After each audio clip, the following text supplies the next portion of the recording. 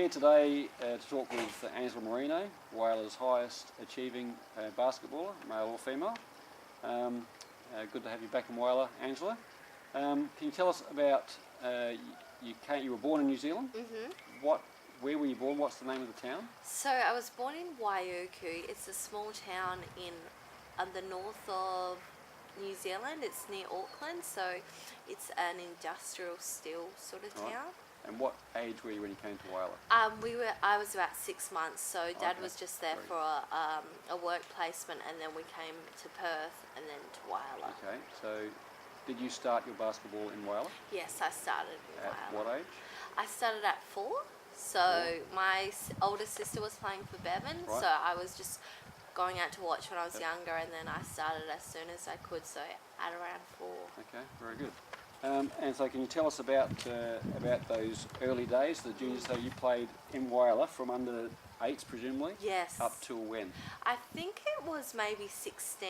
16, yep. And but also playing in the A grade, the senior competitions. So early, I don't obviously remember much. I just remember playing for Bevan, getting coached by my father. And obviously I don't think I was very good at the start when I was quite young, but I think I developed quite quickly. So Bevan was really good in that, because I guess my sister played. There was a spot for me as a junior to play up, and so it was good. Like, I got to start early. Yep. So through those early years up to under 16s, what did you see was your greatest strength as a player? I think all throughout my career, it's always been I'm incredibly competitive. So I have a desire to always do my best whenever I do anything. So I think it didn't matter what skill level I was at. I'm very competitive, so that drove me to do the extra training, and which endeavoured me just to be a better player. So I've just got a really good work ethic. I would always go out and train, and that just made me better. And was your father always your coach? I think at Bevan, he was. All through juniors. Through combined, Michael Quinn was my coach. I can't remember if I had anyone else, but I think it was mostly Michael, and then in A grade it was Michael as well. So who would you rate as the biggest influences? Your father, no doubt? Oh yeah, my father for sure. And also obviously my mother, because my dad was coaching, but my mother was really helpful in that. This is just because we are a soccer family. Really, we're Italian, but we didn't. My sisters and I didn't start playing soccer.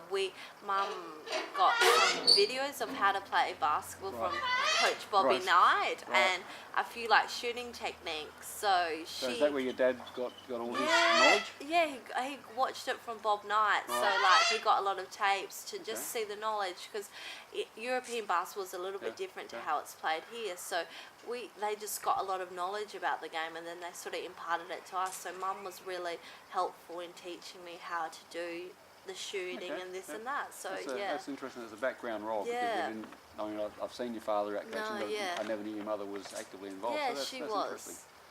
Interesting. What players from playing in Whyalla, who are the people who you remember as teammates and who you had to play against that you found tough or fun? Yeah, well, I remember in A grade, which was really good for me, which I hope is still happening.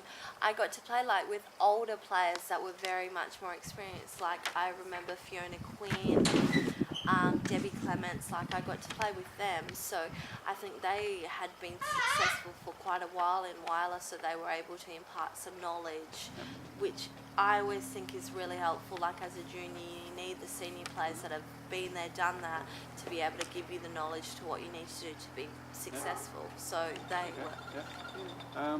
You started, I think, as a junior, you started commuting to Adelaide, playing in district competition in Adelaide as well. How did that work out? So I think from the junior tournaments, when we went to Whyalla Combined, it did SA Country, Sturt and a couple of other teams had seen me play and asked if I was willing to come and play.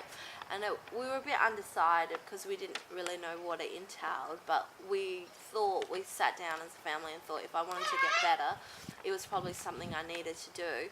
So since under 12s as a second year, so I think I would have been 13, mum or dad or even Michael Quinn and Debbie, I can't remember, Debbie Jones, we would drive up every Friday Right. and go and play. So I would play for Sturt, and I think Debbie's son Mick was playing for Eastern. So we would go every Friday, 4 hours, and then come back, and we did that up till under 18's first year. So yeah, but mostly it was mum and I, so she would drive up and drive back, so that was good. Finally, I guess your tips for junior coaches of Whyalla Juniors. What would you encourage the coaches to work or concentrate on with their players? Well, I'm a big rap for being very sound in fundamentals, so I think it's very important to get back to basics a lot when you're teaching players, like the layups, like going off the right foot, coming to jump stops into the key, like things that people aren't the fancy stuff, but you need to have those skill sets very well sound, and then you go into what is more like flashy on TV. But I think, and also to have good defensive philosophies. I think sometimes we forget that defense is what creates the offensive skill, and I think it's very important, like as Whyalla coaches, to be able to watch other coaches that are very successful, like, and to get books. There's a lot of, like, I know this sounds silly, but just tapes, like what my parents did to be able to help me out was they got tapes from American great coaches in skills, and that helped us. So I think there's a lot of knowledge out there that needs to be harnessed. And I think when you're coaching young players, I think you've got to make sure they realise that it's about having fun. You've got to have fun when you're out there. I've never been one for, if I didn't have fun when I was playing, I would just stop even now, because I think if you don't have fun, you can't do anything. So it's about making them, young players, have fun, but also making sure they play really hard when they're out there. It's such a fine line between being a tough coach and people losing their fun, but you need to have fun but make sure they're all very competitive. It's very hard. And so what would your encouragement then be to the junior players, to the 12, 13, 14-year-old girls or boys? Yeah, see, I'm very much, you've got to practice. See, I make sure even today that I do something every day as much as possible. Sunday I'll have off usually, but every day I'll do something, whether it's shooting, ball handling. I think if you don't practice, it doesn't matter what your coaches give you, what philosophies they impart. If you're not going to practice, you're not going to be able to get to that next level. So for me, it's always been about practice, and whenever I stepped out on the court, I would always try to be the best possible player I could be. So to young players, I'm always like, even when I tell the young Bevan girls, it's just about practicing as much as they can, working hard, and just to enjoy themselves. And I'm always for just imparting that it doesn't matter who you play against, you've always got an opportunity to beat them, so never to be afraid of your competition, just to have fun, really. Okay, well, Angela Marino, thank you very much. Thank you for having me.